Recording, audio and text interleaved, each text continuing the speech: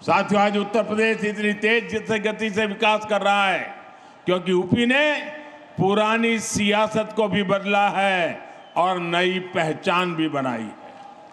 आप याद करिए, एक समय यूपी की पहचान गड्ढों से होती थी। आज वही यूपी देश में सबसे ज्यादा एक्सप्रेस वेज वाला प्रदेश बन चुका है।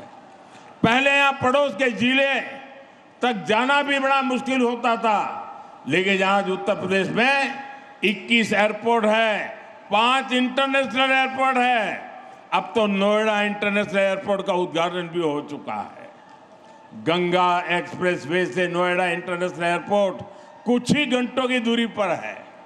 भाइयों बहनों, हमारा उत्तर प्रदेश भगवान राम और भगवान कृष्ण की धरती है, लेकिन पिछली सरकारों ने अपनी करतूतों के कारण अपराध और जंगल राज को यूपी की पहचान बना दिया था।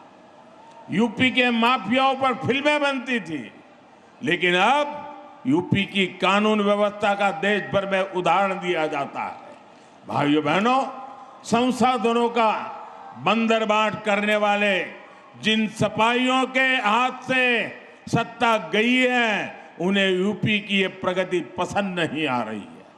वो एक बार फिर यूपी को पुराने दौर में धकेलना चाहते हैं। वो एक बार फिर समाज को बांटना और तोड़ना चाहते हैं।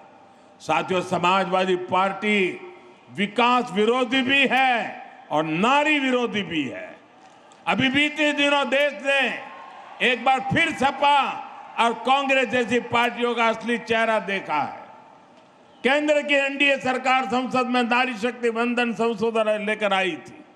अगर ये संशोधन पास हो जाता तो साल 2029 के चुनाव से ही महिलाओं को विधानसभा और लोकसभा में आरक्षण मिलता। बड़ी संख्या में हमारी माताएं बहनें सांसद विधायक बनकर दिल्ली लखनऊ पहुंचती, वो भी किसी और वर्ग की सीटें कम हुए बिना। लेकिन सपा ने इस संशोधन बिल के खिलाफ वोट किया। साथियों, इस बिल से सभी राज्यों की सीटें भी बढ़ती है।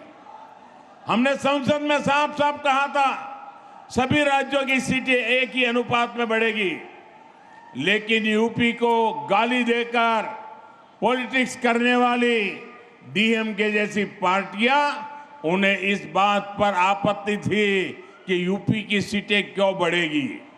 आप देखिए, समाजवादी पार्टी संसद में उन्हीं के सुर में सुर मिला रही थी।